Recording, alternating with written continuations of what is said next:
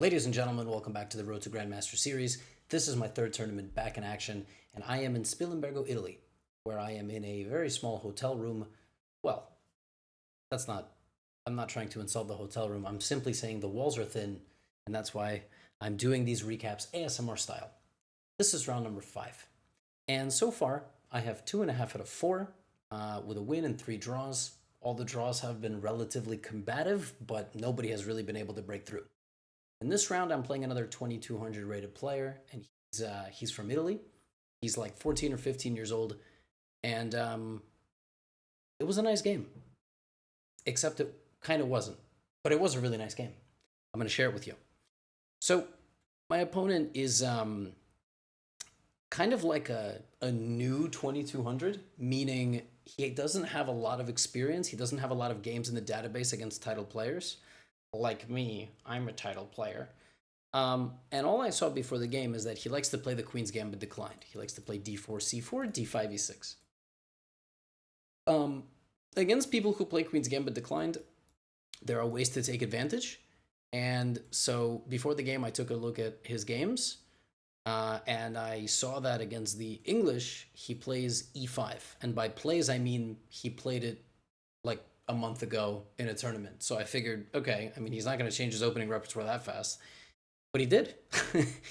And he played c4, e6, which kind of makes sense. It's like the way you're supposed to play if you play Queen's Gambit declined, but I thought he would play c4, e5. I prepared only c4, e5. So then I said, okay, you have all seen me play like this before. And coach always says that I need experience, and if you haven't watched my coaching videos, you should, with Coach Nick Sanz, who's doing a great job commentating these games live on stream. He always says I need to gain more experience and more consistency in certain openings. So I went for this opening. My opponent then played knight f6 and c6. So this approach is the semi-Slav setup. It's a very solid setup. It's a very good setup. I played b3 and bishop b2. And longtime viewers of this channel will remember that I played Christopher Yu in one of the first tournaments I ever played on this channel where I covered the games. I never knew that was going to be a big phenomenon, and now everybody's doing it. But in that game, I played bishop e2, and Chris played, I think, like b6. And then I castled, and he went here, and I went here, and he went here, and then we both brought our rooks like this. And yeah, like this is like very normal stuff. And then you try to play for e4. So in this game, I was thinking, you know, against Chris Yu, I played bishop e2. Is there any difference? Like, can I play bishop d3? Does it really matter? So I spent a tiny bit of time, and coach's wisdom was in my head, which is don't spend too much time in the opening. So I played bishop d3 quite quickly and immediately realized it was a mistake. Like, so when I try to play quickly in the opening, stupid stuff happens. Yeah, you should go bishop e2, and there's actually a really clear reason, because I figured, okay, bishop d3, he's going to play b6, bishop, like he's going to play the exact same way, b6, bishop b7, etc. And then he went here, and I was like, oh, he's not going to go b6, bishop b7, and the same exact setup, which I thought he had to do. He's going to play for e5. And normally I would castle here, but he's going to play e5. And after takes,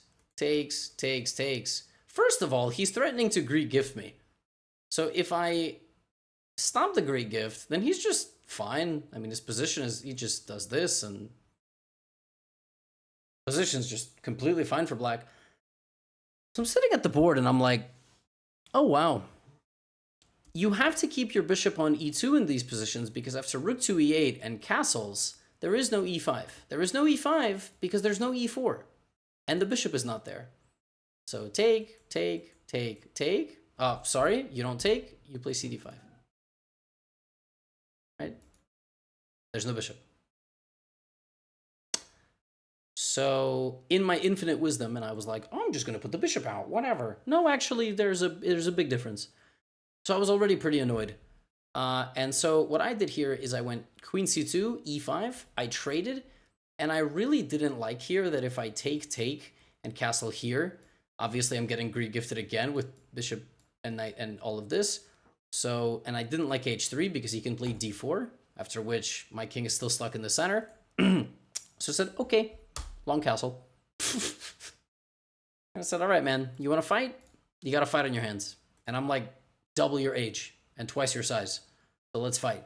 And then he said, Mamma mia, or some voice line an Italian NPC would say. Probably getting sick too. One of my opponents coughed the entire game. I mean, it was maybe I'm sick now as well.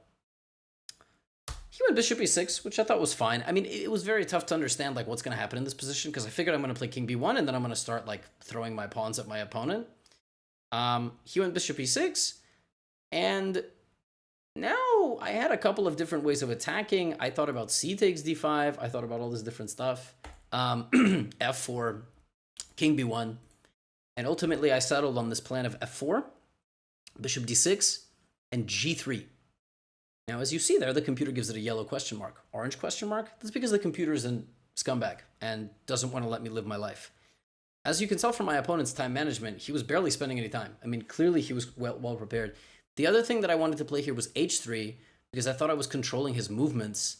And h3 definitely makes sense, but h3 did not prepare anything. Like, I didn't know what my next move was. For example, if like I didn't really think I had much with h3, g4, but maybe I did. Maybe I misevaluated. So I thought, okay, look, I'm going to play g3, and then I'm going to play for e4. Yeah, wrong.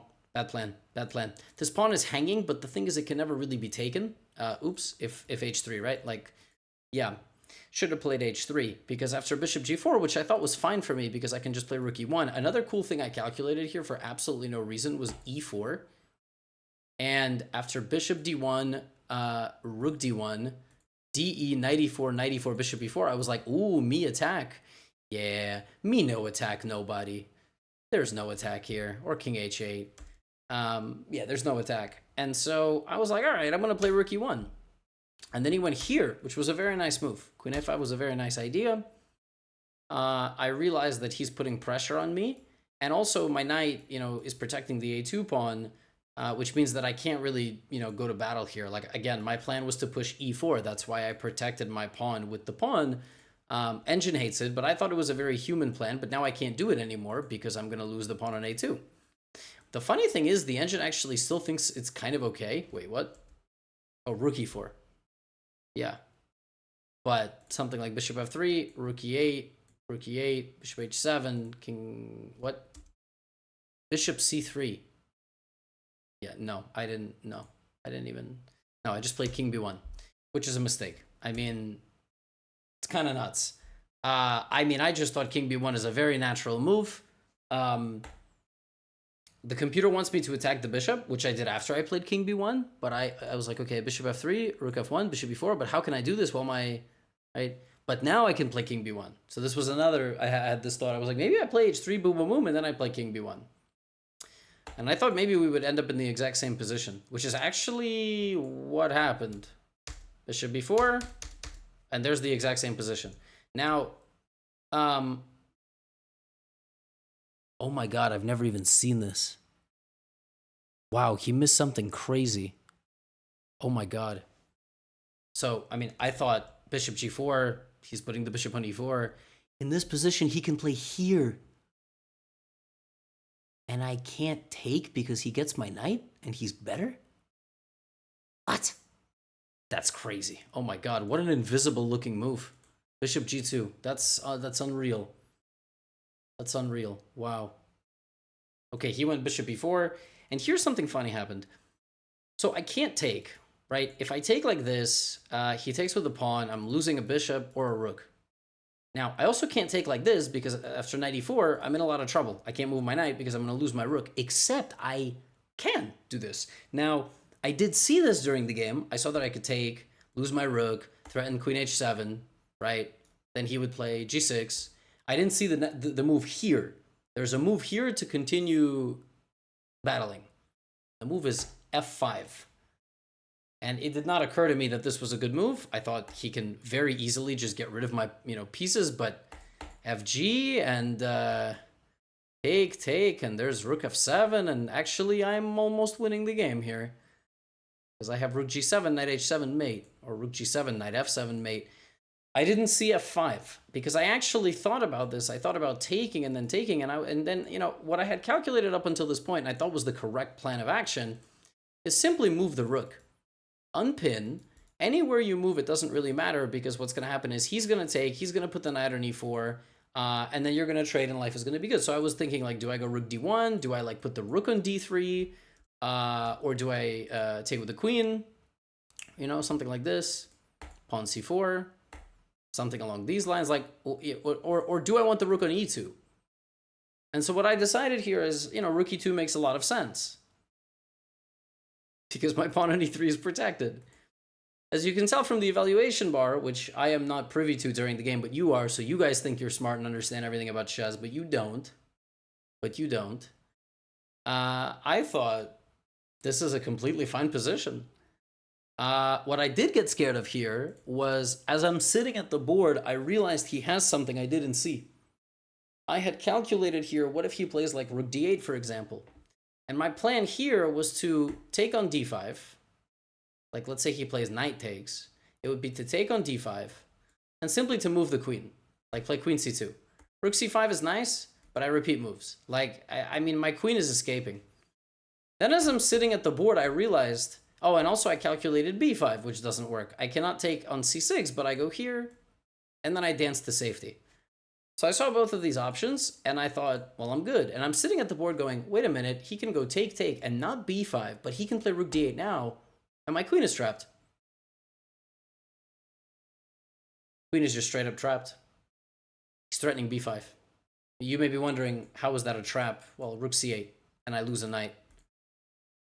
So I'm sitting going, oh boy. I mean, I just didn't see, like, he could take and play this quiet move, rook d8.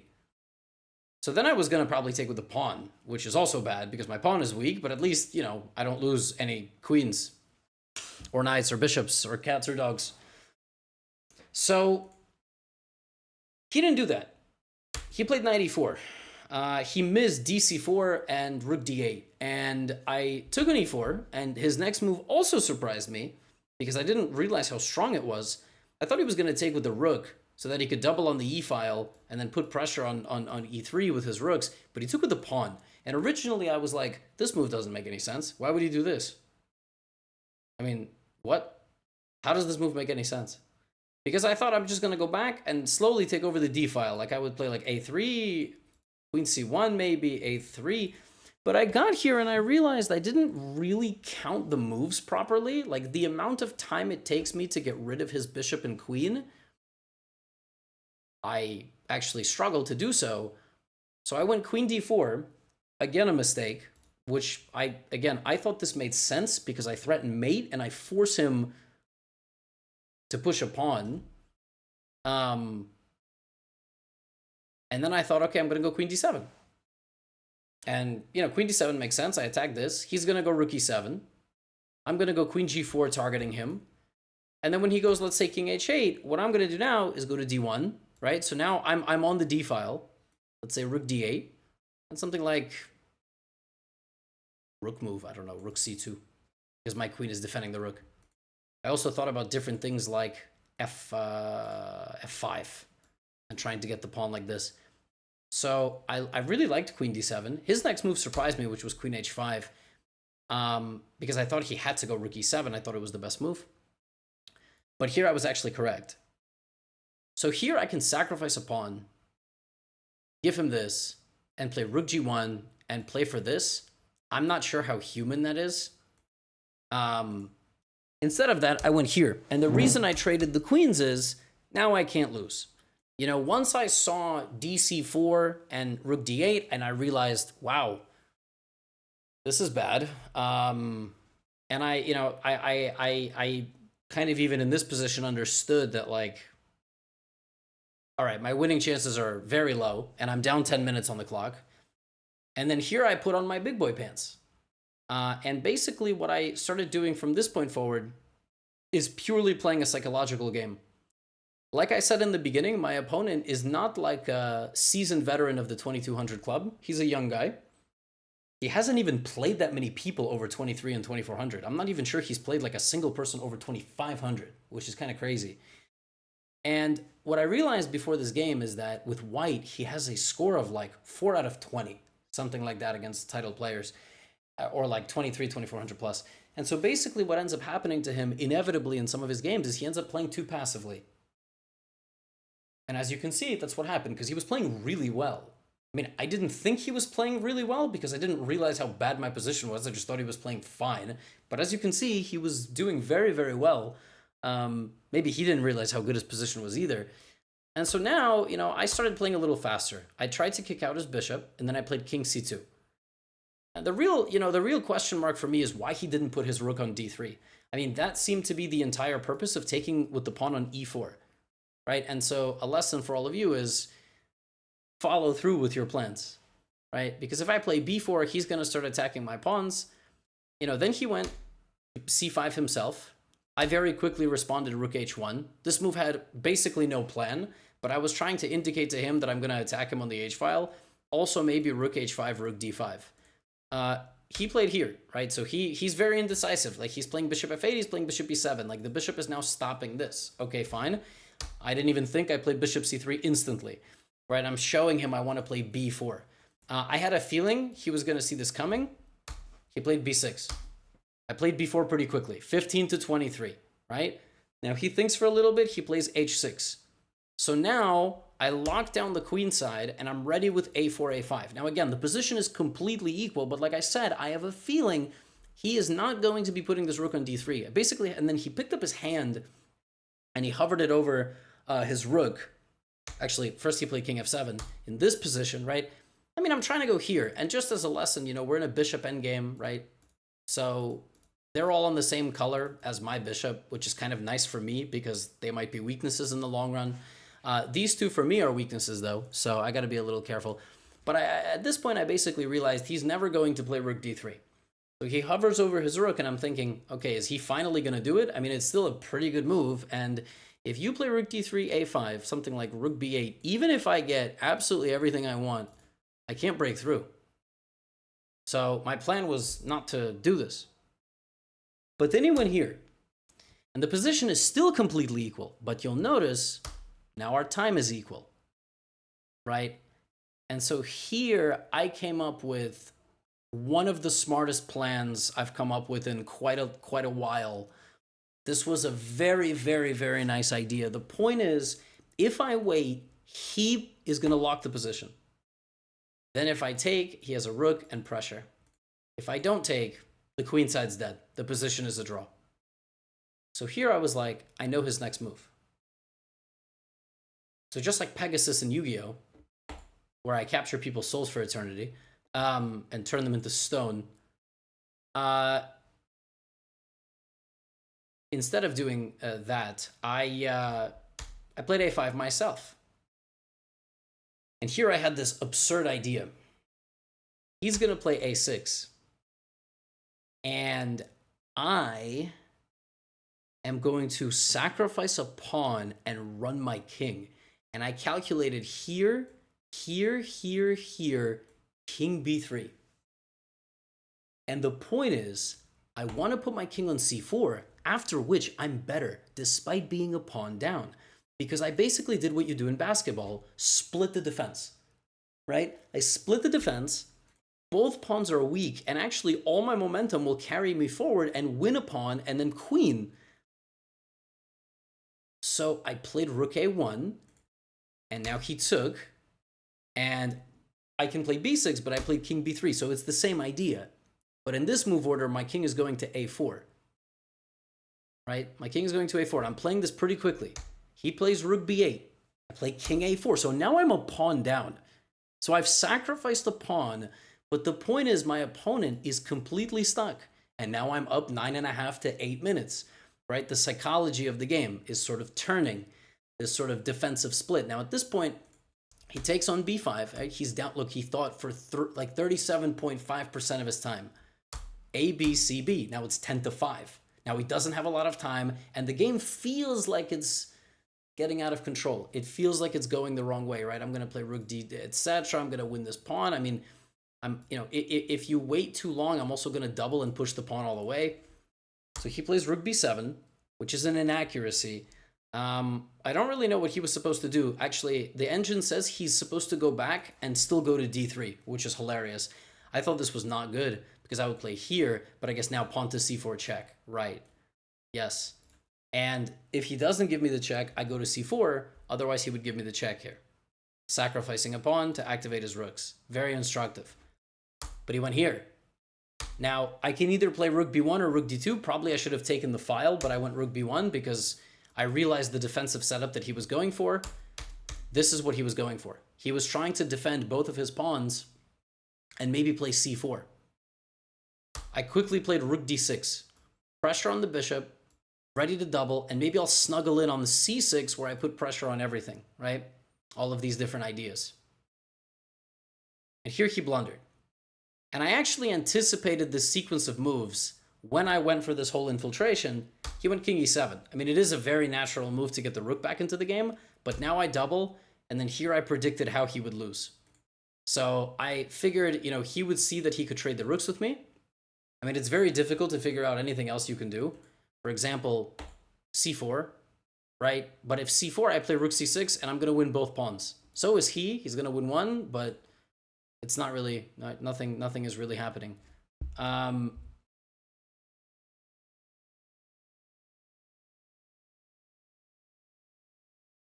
Okay.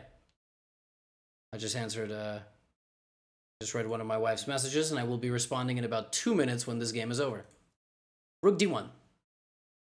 And he played rook d8. And when I first saw rook d8, I thought it loses to this beautiful move, where both of his rooks are hanging, and he takes, and I take, and he takes, and bishop a5, but king c7 is a draw.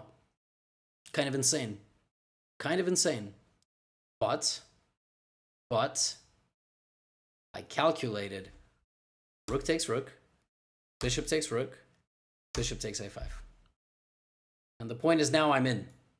My pawn is in, my king is in. It looks like he can go rook a7, but I calculated rook d8, rook a5, king here, and the only winning move, never mind, apparently there are a couple, b6. If here, I win the pawn and then defend my pawn. If here, king b5. And so when I saw all of that, like when I saw this breakthrough possible with rook d8 and bishop a5, I had a feeling I was winning. He went to go after my pawns. I can take on c5, but then maybe he's going to stop me, so I did this. And I used his pawn as a shield against his rook. b6, b7, b8 incoming. I mean, if he takes this pawn and then goes to stop me, two pawns side by side like this cannot do anything to a king. I just play rook d4. I win both pawns. The game is over. So he did this. He played rook d3. And I had to do it. I sacrificed the rook. And I'm not going to yell because I'm tired. But I played b7, and that's it. I make a queen. The b pawn ultimately was the deciding factor. And it's just forced checkmate here. Here, yeah, I could have played king d6, king e6, which is kind of funny. But I saw a very nice sequence of moves, which is check, here, check, here. And even here, I can play king d6, king e8. King d6, king e6, and it's simply checkmate. But there's also this, queen d7. And I really like the move queen d7 because I staircase him and then I win his rook. So king f8, queen c8, king g7, queen b7. If king g6, there's f5 and queen g7. So queen b7, the king goes to the back rank. I check the king to the 7th rank, and then I play queen a7. So the game would have ended here, here, here, here, here, here, here, queen a7. That was a nice little geometry, but he resigned before we got there, and I got the win. I'm very happy to have won this game ultimately from the equal position that it was, and I thought the endgame was very, very nice. I mean, I was very happy with how I won. It was a big comeback, but yeah, being here in -3 is just not good. It's really just not good. And And my play just hasn't, it just hasn't been there. And the craziest thing is in this game, I thought I played completely fine. I thought I played completely fine. I mean, at the board here, I was like, oh, DC Rook D8 is problematic, but I'll figure it out. But yeah, gotta do better. But we have 3.5 out of 5. We're gonna try our best to come back. Round number 6 incoming. And now there's only one game every single day for the rest of the tournament, so I'm gonna chill a little bit. That's all I have for you today. Friendly reminder, 33% off courses. And yeah, get out of here.